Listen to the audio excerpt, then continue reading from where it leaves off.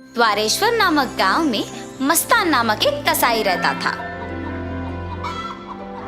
उस गांव में बकरे का मांस सिर्फ मस्तान के दुकान में मिलता था। इतना ही नहीं, हर शुभ कार्य और दावत के लिए मस्तान के ही दुकान से मांस लाया जाता था।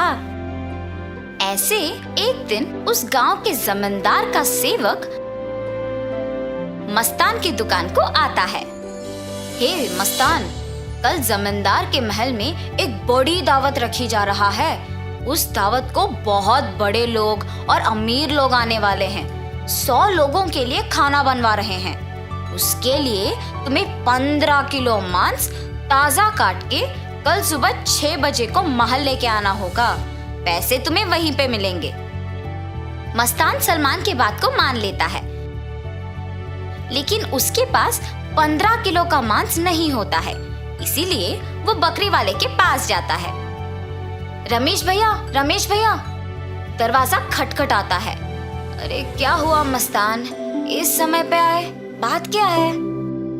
जमींदार के घर में दावत के लिए मुझे 15 किलो मांस की जरूरत है। मैंने वचन दिया कि सुबह 6 बजे उनको मांस पहुंचा दूंगा। समय ना होने के कारण मैं अभी तुमसे बकरी खरीदने आया। हाँ, तो ये है बात। ठीक है, 2000 रुपए दे के बकरी ले जाओ। ये क्या भैया, 1000 ही तो है। अब जमींदार के लिए है तो कम से कम 2000 होगा ही ना। अगर तुम्हें नहीं चाहिए तो रहने दो, मैं आराम से सो जाऊंगा। नहीं भैया, मैंने वचन दिया है, अब पीछे नहीं हट सकता। मैं दे दूंगा 2000। ऐसे कहकर 2000 दे के बकरी खरीद के घर चलते हुए सोचता है, जमाए हुए पैसे एक दिन में खर्च हो गए। कोई बात नहीं, जमींदार के दावत के लिए मांस पहुंचाने के बाद पैसे मिलेंगे ना। अभी जल्दी से काम शुरू करके सुबह तक पहुंचा देना होगा। ऐसे सोचकर मांस को साफ करके उसके टुकड़े टुकड़े काट के सारी रात मेहनत करके 15 किलो मांस को तैयार रखता है। अगले दिन सुबह दिए हुए वचन के अनुसार 6 बजे को जमींदार के महल पहुंचता है। भैया, मैं सेवक सलमान के लिए आया हूँ। क्या आपको पता है कि वो कहाँ है? ये सुनकर दूसरा सेवक मस्तान को बाहर इंतजार करने के लिए कहता है। वो मस्तान के हाथ से मांस लेते हुए कहता है कि सलमान को भेजेगा और उसे पैसे मिलेंगे। मस्तान भी उस सेवक का बात मानकर बाहर इंतजार करता है, लेकिन सेवक उसके हाथ में मांस को देख सोचता है, इस 15 किलो मांस से अगर मैं 1 किलो ले लूं तो किसको पता चलेगा? किसी को भी नहीं पता चलेगा। ऐसे उस कवर में से 1 केजी मांस को छुपा के बाकी को देने जाता है। सलमान को देख के कहता है, साहब, मस्तान ने यह आपको देने के लिए कहा है। वो पैसों के इंतजार में बाहर खड़ा है।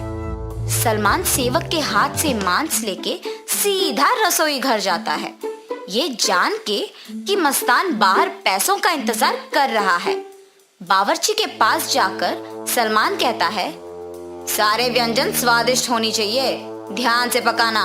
ऐसे कहकर चला जाता है। बावर्ची पकाते हुए, इतने मांस से अगर मैं 2 केजी ले लूं तो किसको शक होगा? किसी को भी नहीं होगा। ऐसे सोचकर मांस को छुपा के बाकी को पकाता है। दावत के व्यंजन की तैयारी के लिए जिम्मेदार किशन व्यंजनों का स्वाद चख के कुछ सेवकों की सहायता से उन सभी में से थोड़ा थोड़ा अपने लिए ले लेता है। आए हुए मेहमान सारे दावत की खाना शुरू करते हैं और जल्द ही आपस में बात करना शुरू कर देते हैं। ये क्या, इतना अमीर और सम्मानित आदमी, अच्छा नाम है इनका, मगर खाने में कमी क्यों? हाँ, अगर खाना कम ही पड़ना है तो ऐसी दावत की तैयारी भला क्यों करें? ऐसे सारे लोग खुसफुसाते हैं। ये सब सुन के जमींदार सहन नहीं कर पाते हैं। दावत के खत्म होने के बाद क्रोधित होके सारे लोगों को सभा में बुलाते हैं, खास करके दावत के लिए जिम्मेदार लोगों को, और उनको सवाल करना शुरू करते हैं। दावत की तैयारी के लिए जिम्मेदार किशन से पूछते हैं, दावत की जिम्मेदारी सौंपने पर तुम ये करोगे? सभी तैयारी किया मैंने, लेकिन व्यंजनों के लिए मात्रा पहले से ही कम पड़ गई थी प्रभु। मेरा इस बात से कोई लेना देना नहीं, आप बावर्ची से पूछिए प्रभु। ऐसे उसने अपनी किए को छुपाकर किसी और पे इल्जाम डाल देता है। तब बावर्ची छुपाए हुए 2 किलो मांस की बात को छुपा के कहता है कि दावत की सामग्री के लिए जिम्मेदार सलमान के पास इसका जवाब होगा। ऐसे उस बात से छुटकारा पाता है। सलमान भी औरों की तरह मांस के दिए गए 6,000 रुपयों को मस्तान को ना देकर अपने ही पास रख के, ये जानते हुए कि मस्तान पैसों का बाहर इंतजार कर रहा है, जमींदार से ये बात छुपाता है और कसाई मस्तान पे इल्जाम डाल देता है कि उसने मांस कम मात्रा में दी है। अभी जाके मैं उसका काम तमाम करता हूँ प्रभु, ऐसे कहता है।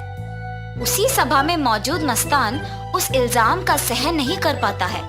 सभा में से जमींदार के सामने आके कहता है, जमींदार साहब, इस पूरे गांव में मैं अकेले कसाई हूँ। पिछले 10 साल से मैं ये व्यापार कर रहा हूँ और इतने साल से आपके घर में हर कार्य और हर दावत पे मैंने खुद मांस दी है, मगर कभी भी ऐसी मुसीबत नहीं आई। आपके घर में दावत का नाम सुनते ही 1000 की बकरी को 2000 में बेचते हैं। सुबह आके मैंने मांस को पहुंचा दिया और आपके सेवक सलमान ने मुझे मांस के पैसों के लिए सुबह से इंतजार करवाया। सलमान को मांस देने के बहाने से एक और सेवक मेरे हाथ से मांस लिया और मुझे बाहर इंतजार करने के लिए कह दिया और ये भी कहा कि वो सलमान को बुलाएगा। उसके बाद इनमें से कोई भी मेरे पास नहीं आया। कृपया मेरा यकीन कीजिए प्रभु, आप ही की दया से जी रहा हूँ। मस्तान, मुझे तुम्हारे बारे में पता है, तुम फिक्र मत करो। सैनिकों, सलमान के कपड़े खोजो, देखो अगर 6,000 रुपए मिलते हैं। खोजने पर सलमान की जेब में 6,000 रुपए मिलते हैं। ऐसे उन सब में से सलमान पकड़ा जाता है। और इतना ही नहीं, किशन जिन सेवकों की सहायता से सभी व्यंजनों से थोड़ा अपने लिए ले लेता है, उनमें से एक सहायक जमींदार को सच कह देता है। बावर्ची का झूठ बैग में रखे मांस कोई सेवक को मिलने पर बाहर आ जाता है और पहला सेवक जिसने 1 किलो छुपा लिया, उसने डर के मारे अपनी गलती मान ली। तब जमींदार सभी को दंडित करते हैं और मस्तान को उसके पैसे 6,000 दे देते हैं और ये भी कहते हैं कि वो मस्तान के लिए हमेशा रहेंगे। तो इस कहानी का नैतिक क्या है? गलती का सजा मिलेगी ही मिलेगी, इसीलिए ईमानदारी से जीना ही अच्छा है।